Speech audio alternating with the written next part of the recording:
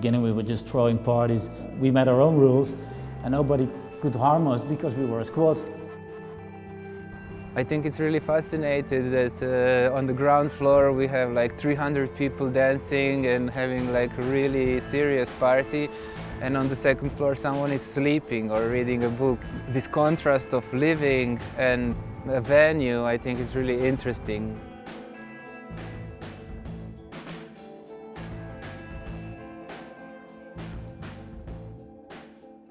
The building is called the OT301.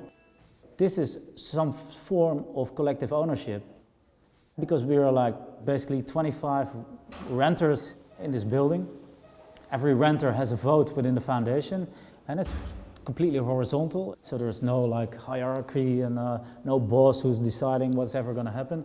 It's all democratically voted by and discussed in the meetings. As a collective, we own this building. For example, if I rent a space here, I do my art here, whatever, or I make music, and I decide to leave, I can't sell my place, I can't ask any money for it, I can't ask back money I invested. This is what you do for the collective. If I leave, the collective decides about a new renter. You contribute to a collective because you believe in an idea, and I think this is important.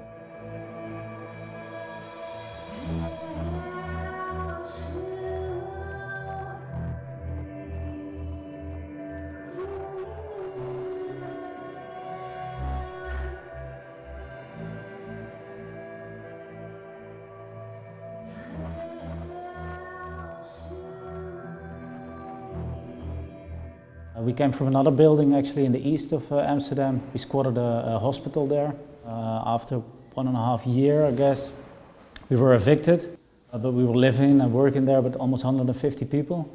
We found this building and it was empty, so we decided to go for it and we squatted it. Then we heard that the city government was about to sell the place. And we said, okay, what if we wanted to buy the building? And they said, okay, and so we started talking to some banks. And from that moment on, we started rebuilding a little bit and fixing up the place because we have a lot of like public programming. And for this, because we became a legal place at the time as well, we had to live up all the rules of the fire regulations and the licenses because we were not like an illegal squat anymore.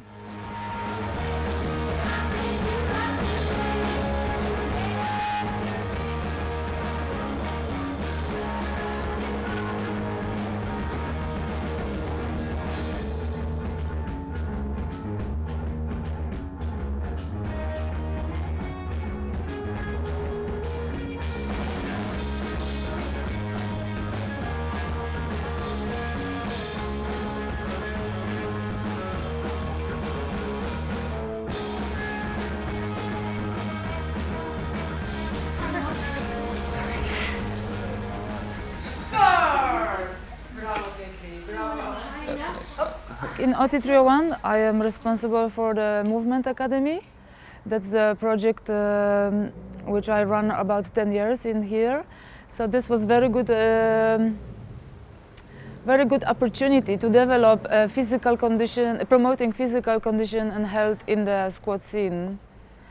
The project is run completely there is no subsidy for it. We run basically from the input of the students. And the most important is for me to create this ambient of community and home where people really feel good to come and they are having opportunity to change something in them heart, you know. So that's, I hope, will always stay this way. That is not ideas of the students, oh, I come here to like a gym wise, you know, I come, I pay and I want to learn and because I pay, I get this. It's more opposite. So it's more a place to give back something to society and to your family or to your community, rather just business orientated project, you know. Locking up his body, I can push him forward like this, yeah? At this point, I'm gonna reach around. I teach martial arts, self-defense here at OT301. We try to provide a course here that is for like the transient, underground, alternative community, the guys that aren't always in the sports gyms and stuff. They just want to get in a few push-ups and also learn some fun techniques, because we're out a lot and we're in parties and sometimes it can get a bit rough, but you don't want to commit to the martial art lifestyle. So we try to fill that niche because we think everyone should be safe and a little fitter. Basically, my artistic practice is very much connected to sustainable systems. I work with the DIY solar panels, and I create shelters with the earth and natural materials.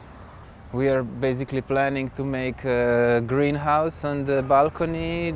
This greenhouse would basically be run by the restaurant Pepper from downstairs. We want to also create out of this elevator shaft some kind of vertical garden with the hydroponics, like basically the rainwater from the roof would water the plants and go into the aquarium, pumping up the water and creating some kind of a little ecosystem inside of the building.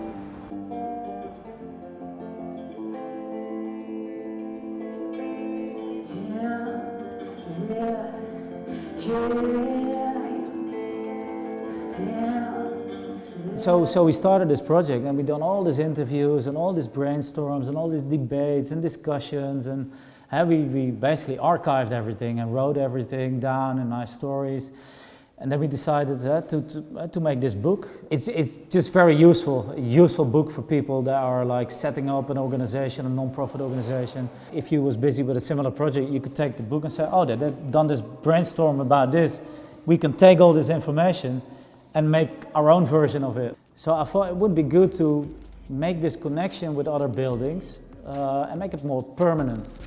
So I started talking to some buildings here in Amsterdam. I said, hey, what if we organize a meeting between people from all the buildings and we discuss ongoing things, problems, practical stuff. We came with the idea to maybe do the promotion together.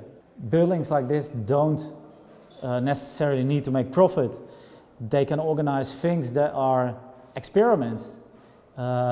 Failure is good. It's good to do things that fail because you can learn from it. In the world that Amsterdam might be in 15 years, failure or mistakes are not an option anymore because they cost money. And if things cost money, they don't want to do them. So people get scared and they get more conservative. I don't know if somebody offered me some beautiful house somewhere else to live. I don't know if I will accept it, because I love this kind of, interaction and intensity and some meaningful life, because, to run a place like this, it's gives you something back than just living in the flat down there. At least for me personally, it gives me a kick, to give back to community, to generate from the community and keep it alive. That's very interesting.